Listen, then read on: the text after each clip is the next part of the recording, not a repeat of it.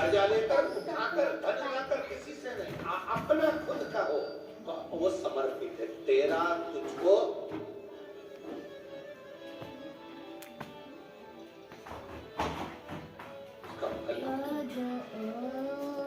का फल मिलेगा, उसका आनंद मिलेगा। अपना खुद का होगा, उसका सुख हमें प्राप्त होगा। कर्जा इतना सुंदर शिव पुराण में कहा। आपसे भी निवेदन है, आपसे भी किसी मंदिर में, शंकर के मंदिर में जाओ,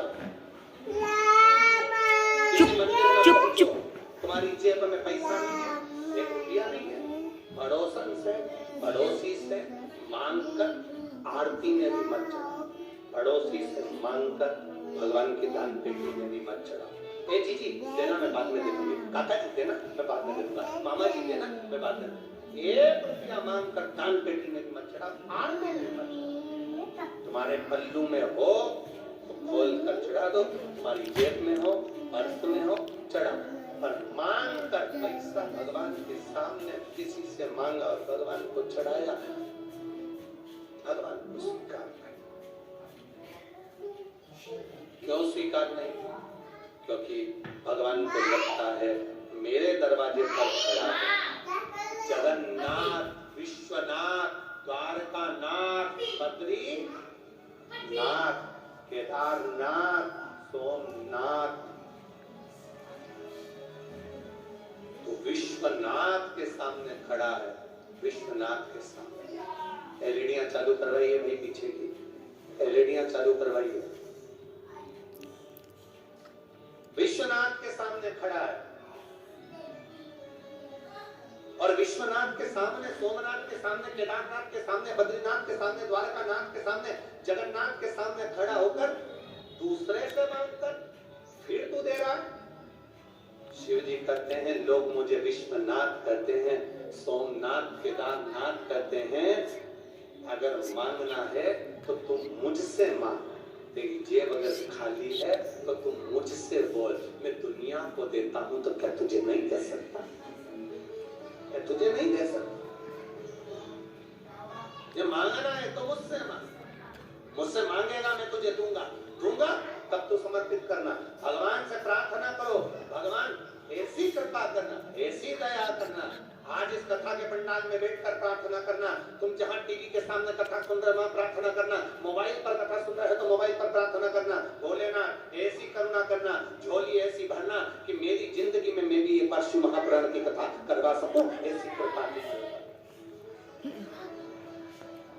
और अगर बीमार हो, शरीर में रोग है, बड़ी से बड़ी बीमारी है शरीर में, लीवर, किडनी, कैंसर जैसा भी रोग है, शरीर पूरा विकलांग भी है, बेकार भी है, तो भी भले टीवी के सामने कथा सुन रहे हो, चाहे मोबाइल पर सुन रहे हो, चाहे कथा के पंडाल में कथा सुन रहे हो, जहां सुन रहे हो भगवान से प्रार्थना करना, बाबा ऐसी कृपा करना, मेरा शरीर अच्छा करना, मैं भी एक दिन कथा के पंडाल में बैठकर कथा सुन सकूं, ऐसा मेरा शरीर बना है।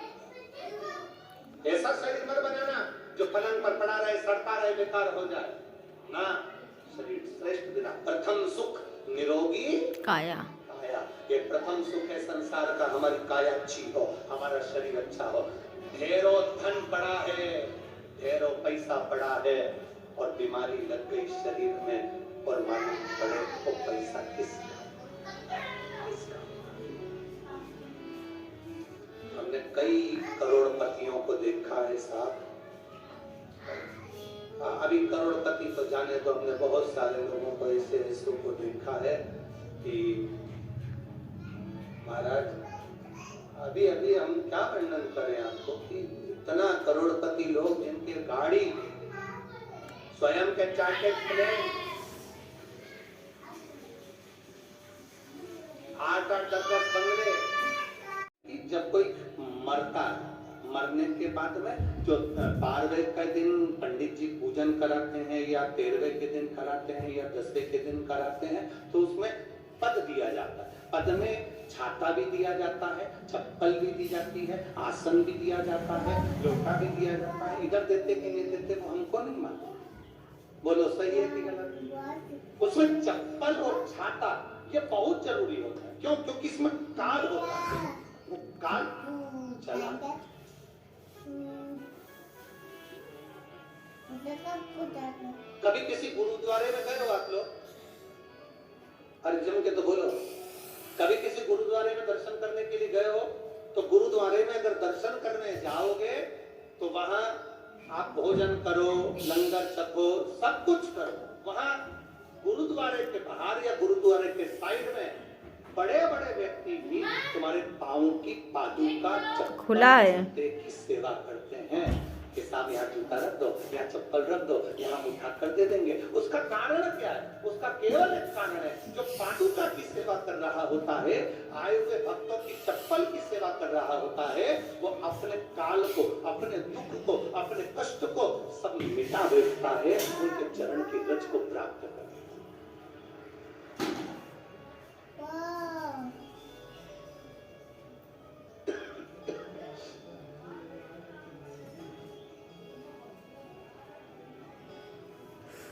एक छाता जब मान कर टिका, ये इसमें काल की समाधि